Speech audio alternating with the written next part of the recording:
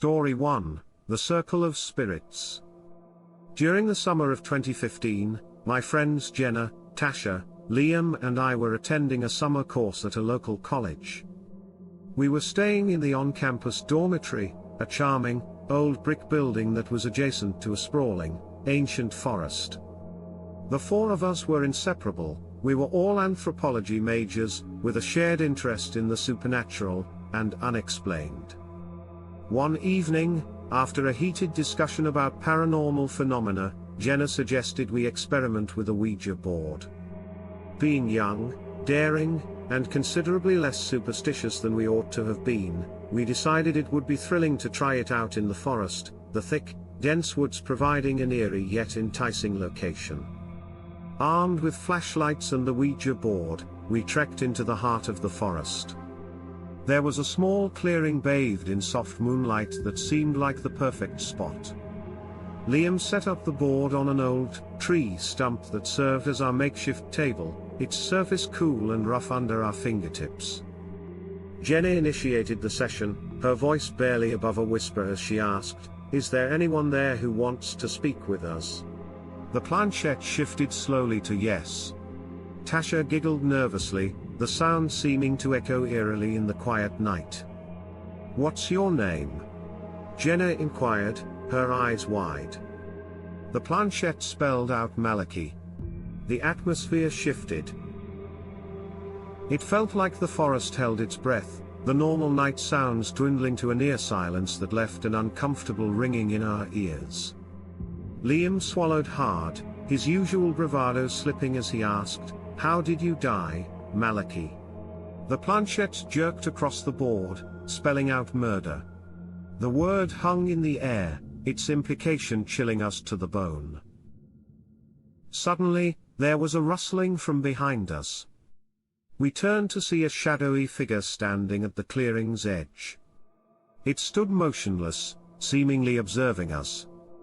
In a panic, we dashed back to our dorm, leaving the Ouija board behind. In the following days, we started to experience strange occurrences. Our belongings would be misplaced, we'd find traces of forest debris in our rooms, and we'd often wake to the sound of footsteps outside our dorm. Most disturbingly, we began to see a shadowy figure near the forest edge, standing silent and still, just watching. By the end of the semester, we all agreed to transfer colleges. The experience with the Ouija board and Malachi had unnerved us to our core, making us reluctant to dabble in the paranormal ever again. Story 2, The Ouija in the Woods.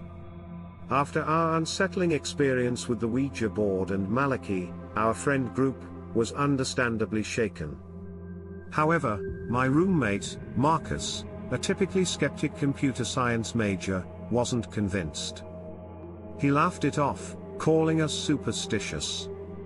To prove his point, he decided to host his own Ouija session, this time in the middle of the winter, amidst the leafless, frozen forest.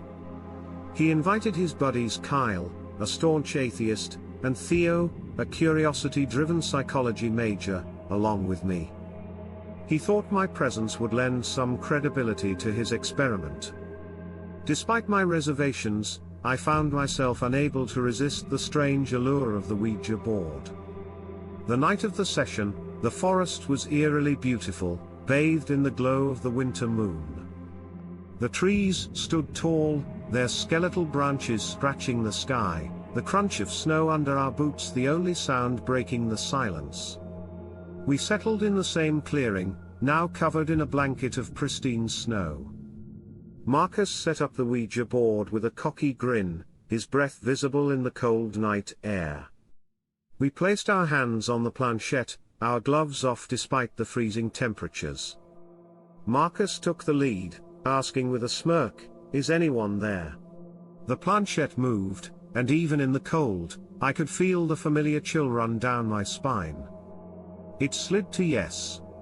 Laughing, Marcus asked, "What's your name?" The planchette spelled out ELSA. A gust of wind shook the trees around us, snowflakes dancing in the air. "How did you die, Elsa?" Marcus asked, still smirking. The planchette moved to spell FROZE. Just then, the temperature seemed to drop drastically.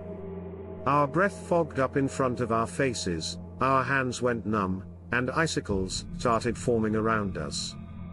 We could see our own reflections in the ice, our faces pale with terror. Before we could react, a snowstorm blew in, obscuring our vision and disorienting us. We stumbled back to our dorm blindly, the forest's frozen wrath at our heels. In the days that followed, the dorm's heating system would randomly fail, we'd find frost inside our rooms, and Marcus swore he saw a figure made of snow standing outside his window. After that night, Marcus never questioned our experiences again. As for me, I swore off Ouija boards forever, realizing that some doors are better left unopened. Story 3, A Warning from Beyond.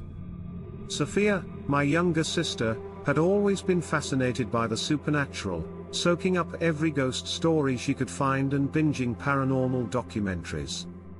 So, it wasn't a surprise when she brought home a Ouija board, eager to try it out. I agreed to participate out of concern for her safety, but our mother, a devout Catholic, vehemently opposed it. Ignoring her warnings, we decided to take the board to a small forest near our house, a place known for strange sightings and eerie vibes. Sophia's best friend, Emma, joined us. With the sun setting behind the trees, casting long, dancing shadows around us, we placed our hands on the planchette. "What's your name?" Sophia asked, her voice shaking slightly. The planchette moved slowly at first, but then it quickly spelled out Abigail. "Are you a good spirit?" Emma asked, curiosity sparkling in her eyes. The planchette moved to no. The three of us shared uneasy glances, but Sophia, stubborn as always, continued. "Why are you here?" Sophia asked, her curiosity overpowering her fear. "In danger," the board spelled. The temperature suddenly dropped, and a low, moaning wind seemed to echo through the trees. The forest, once filled with the hum of life, was eerily silent. "What danger?" Sophia pressed, her hands shaking. The planchette moved, spelling out a chilling message, "Mother sick." We ended the session abruptly, rushing back home only to find our mother collapsed on the floor, clutching her chest. We called an ambulance, and the doctors later told us that she had suffered a heart attack. If we hadn't found her when we did, she might not have made it. We never touched the Ouija board again. It was clear that we had been given a warning, a message from the beyond that we could not ignore. We learned our lesson, some messages are better left unintercepted. Story 4, The Guardian of the Forest. It was Halloween night when my friends and I decided to venture into the forest for a game of truth or dare. An old Ouija board that I'd found in my grandmother's attic was our object of interest. There was Peter, the star athlete, Katie, the popular girl with a devil-may-care attitude, and me, the introvert dragged into this ordeal.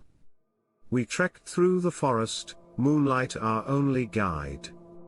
We found a clearing illuminated by the moon and the stars above, providing an eerie ambience perfect for our venture. Katie eagerly set up the board, while Peter scoffed, calling it child's play. I remained silent, a sense of unease settling in. We began the ritual, the three of us huddled close, the forest's nocturnal life providing an unsettling soundtrack. "What's your name?"